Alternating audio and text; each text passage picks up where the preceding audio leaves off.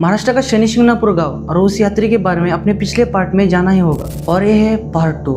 आखिरकार उस यात्री के साथ क्या हुआ था इस पार्ट में हम जानेंगे। जिस यात्री ने उस शनि शिला को छूने की कोशिश की, लोगों ने कहा उसके गायब होने की रात गांव में एक अजीब सन्नाटा था, जैसे हवा थम सी गई थी। वहाँ के बुजुर्ग कहते हैं कि आधी रात होते ही उस मंदिर से घंटियों की आवाज आती है और जैसे ही मंदिर के अंदर जाते हैं वहाँ कोई नहीं होता। लेकिन उस यात्री की बैग मंदिर में मिली, लेकिन पैरों के निशान बिल्कुल नहीं, मानो किसी ने उन्हें मिटा दिया हो, जैसे वो इंसान इस दुनिया से खींचकर कहीं और ले जाया गया हो। पास में रहने वाले एक बुजुर्ग ने दावा किया है कि उस मंदिर के पीछे एक परछाई दिखी थी, ऊंची काली पर इंसान जैसे बिल्कुल नहीं। वो कह रही थी कि वो परछाई देख तो रही थी लेकिन उसकी आंख नहीं थी। गांव के लोग कहते हैं वो परछाई शनिदेव की क्रोधावस्था थी। जो भी मंदिर का अपमान करता है उसी पर वो टूट पड़ते हैं और फिर क्या होता है, ना उस आदमी का कोई निशान मिलता है या कोई सबूत। अगली सुबह आसमान एकदम काला था और जंगल में पक्षियों की आवाज भी नहीं थी। मंदिर के सामने लगाया हुआ दिया अचानक से बुझ जाता है बिना किसी हवा के। लोग आज भी कहते हैं कि उस रात गांव में अदृश्य न्याय उतरा था, पर वो यात्री वापस कभी नहीं आया। और ये कहानी यहाँ खत्म नहीं होती। वो यात्री गायब तो हो जाता है लेकिन कुछ दिनों बाद